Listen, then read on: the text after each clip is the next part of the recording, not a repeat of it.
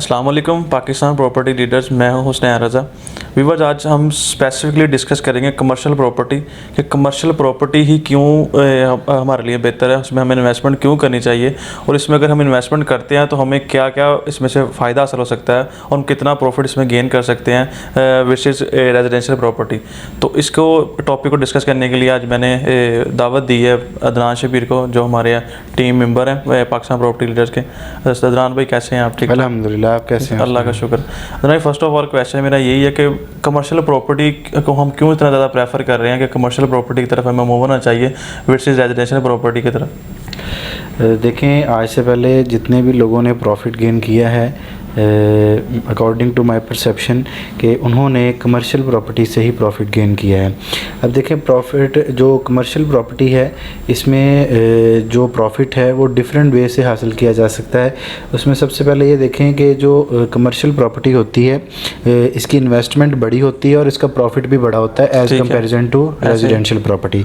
चूँकि इसमें आप ज़्यादा पैसा इन्वेस्ट कर रहे होते हैं तो उसका प्रॉफिट भी आपको ज़्यादा मिलता है as comparison to residential property. दूसरी चीज़ ये होती है कि जो कमर्शियल प्रॉपर्टी है इसके अगर हम इंक्रीमेंट की बात करते हैं इसके प्रॉफिट की, तो आप देखें कि एक प्रॉपर्टी अगर 10,000 रुपये पर स्क्वायर फीट पे लॉन्च हुई है, ठीक है जी, उसके बाद जब उसकी कंस्ट्रक्शन हो जाती है तो उसका रेट चला जाता है 13,000 या 14,000 रुपये पर स्क्वायर फीट पे। बिल्कुल ऐसा है। यानी कि कमर्शियल प्रॉपर्टी में आपके जो रेट्स इंक्रीज़ होते हैं वो पर स्क्वायर फीट के हिसाब से इंक्रीज़ होते हैं, जबकि जो रेजिडेंशियल प्रॉपर्टी होती है उसमें आपकी लमसम अमाउंट जो है वो इंक्रीज़ होती है।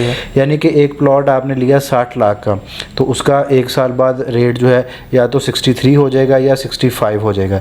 यानी यहाँ पर आपको लमसम प्रॉफिट देखने को मिलता है, जबकि जो कमर्शियल प्रॉपर्टी है वो उसका पर स्क्वायर फीट रेट इंक्रीज़ होता है और वो रेट बहुत ज़्यादा इंक्रीज़ हो जाता है as comparison to commercial property. Second चीज़ ये है कि जो कमर्शियल प्रॉपर्टी है इसकी maintenance as comparison to residential property बहुत कम है। इसमें आपको एक दफ़ा ही इन्वेस्टमेंट करनी पड़ती है और इन्वेस्टमेंट करने के बाद आपको सिर्फ प्रॉफिट गेन होता है। सही है। सबसे लास्ट चीज़ इसमें ये है कि रेंटल अमाउंट, अगर मैं यहाँ पर एक एग्जांपल दे देता हूँ। लेट्स सपोज अगर आप कोई स्पोर्ट्स सिटी विला परचेज़ करते हैं, रेजिडेंशियल प्रॉपर्टी है, रेडी प्रॉपर्टी है, 350 स्क्वायर यार्ड के अगर विलाज हैं, तो देखें आप लोग वहाँ पर अगर मिनिमम भी 2.5 करोड़ का एक विला परचेज़ करते हैं स्पोर्ट्स सिटी में 2.5 करोड़ का कोई विला परचेज़ कर लेते हैं। ये मैं मैक्सिमम रेट बता रहा हूँ उसका। हाँ, इस वक्त तो रेट से काफ़ी नीचे जा रहे हैं। 220 के अराउंड हमें मिल जाते हैं। अभी अगर 250 का हम स्पोर्ट्स सिटी विला परचेज़ करके उसको रेंट आउट करते हैं तो आप उसका मैक्सिमम रेंट जो है वो लेंगे 55,000 या 50 या मैक्सिमम 60,000 होगा आपका रेंट, ठीक है। जबकि उसकी मेंटेनेंस भी जाता है अप्रॉक्सीमेटली 9500 या 9600 रुपये, यानी 10,000 रुपये उसके मेंटेनेंस चार्जेस हैं, ठीक है जी। मेन गेट से डिस्टेंस भी है उसका और स्पोर्ट्स सिटी में आ जाता है। अच्छा, अब आप लमसम अमाउंट देने के बाद यानी 2.5 करोड़ रुपए आपने पेमेंट पे की है, उसके बाद आपको रेंट मिल रहा है 50,000 या 55,000, 60,000। इसके कंपैरिजन में अगर आप मिडवे के अंदर या मेन जना के ऊपर जो है अगर आप 2.5 करोड़ या 3 करोड़ का कोई ग्राउंड फ्लोर का शोरूम ऑन इंस्टॉलमेंट लेते हैं, यानी आप लमसम पेमेंट नहीं कर रहे, आप ऑन इंस्टॉलमेंट जो है कोई चीज़ परचेज़ करते हैं, तो आपको एक तो पेमेंट फुल नहीं करनी पड़ती, आप इजी इंस्टॉलमेंट के थ्रू अपनी प्रॉपर्टी परचेज़ करते हैं। और उसके बाद अगर आपके पास 2.5 या 3 करोड़ का जो है वो ग्राउंड फ्लोर शोरूम लेते हैं आप, तो मैं थोड़ा सा कैटेगरिकली जो है ना इनको डिफ़ाइन कर देता हूँ।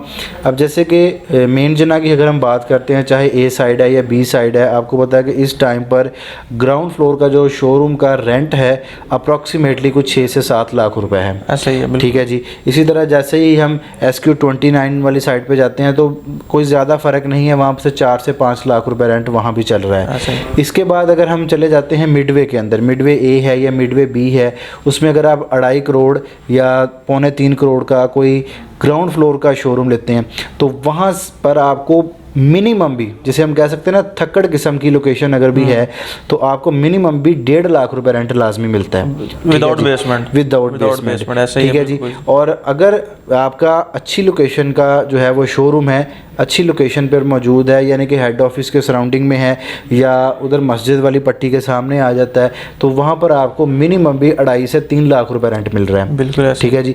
यानी कि रेंटल अमाउंट के हिसाब से अगर हम प्रॉफिट देखें तो आपको हमेशा मूव करना चाहिए कमर्शियल प्रॉपर्टी की साइड पे। तो मेरे हिसाब से कमर्शियल कैपिटल गेन भी अच्छा है, प्रॉफिट भी आपको पर स्क्वायर फीट अच्छा बनता है, इसमें मिलता है, और आपको प्रॉफिट भी और रेंट भी अच्छा मिलता है, और दूसरी चीज मेंटेनेंस भी नहीं है इसमें मेंटेनेंस कम अगर है। हम इसमें थोड़ा सा मैं चीज़ ऐड करता हूँ, अगर इसमें आप जाते हैं रेजिडेंशियल की तरफ, तो रेजिडेंशियल में कोई भी प्रॉपर्टी आप अवेल करते हैं, आपको वो इंस्टॉलमेंट पे नहीं मिलेगी, आपने वो वन शॉट पेमेंट पे ही लेनी है। खास स्पोर्ट्स सिटी विला है, इकबाल विला है, पे कायद विला है, 10 11 के विलास, जिसकी चीज़ की आप उठाएंगे वो आपको वन शॉट पेमेंट पे लेनी है। लेकिन इसके आपको बरक्स अगर आप कोई कमर्शियल प्रॉपर्टी में जाते हैं, कोई ग्राउंड फ्लोर पे शॉप लेते हैं, तो उसमें शोरूम लेते हैं, शॉप लेते हैं, वो आपको इंस्टॉलमेंट में मिलेगी, और तकरीबन वो अराउंड अबाउट थोड़ा 20-25 लाख ऊपर आपको अमाउंट पे मिल जाएगी। लेकिन रेंट और रेट और उसका जो प्रॉफिट कैपिटल गेन है वो आपको अच्छे अच्छा मिलेगा। तो इसलिए हम इस चीज़ पे प्रेफर करते हैं कि अदनान मैंने आपको बड़ी अच्छी से डिस्कशन इसके रिलेटेड बताई कि ये चीज़ें मतलब कि आप इसमें अगर कोई चीज़ अवेल करते हैं तो आप कमर्शियल में अच्छा खासा ले सकते हैं। तो आप अदनान भाई कमर्शियल प्रॉपर्टी में आप मिडवे ए बी को प्रेफर ज़्यादा करेंगे कि आपके हिसाब से जना में अच्छी चीज़ है, मतलब जना पे जाना चाहिए? देखिए, जिन लोगों का बजट जना के अकॉर्डिंग है, अल्टीमेटली उनको जो है जना वाली साइड पे मूव करना चाहिए। देखें, जो मेन जना है, जो लोग या जो व्यूवर्स हमारे दुबई का विज़िट कर सकते हैं, तो शेख जाहिद रोड के नाम से जो है ना, वो ये कमर्शियल सेम उसी तर्ज का बन रहा है, जिस हिसाब से यहाँ पर कमर्शियल बिल्डिंग्स और कमर्शियल प्लाजाज बन रहे हैं।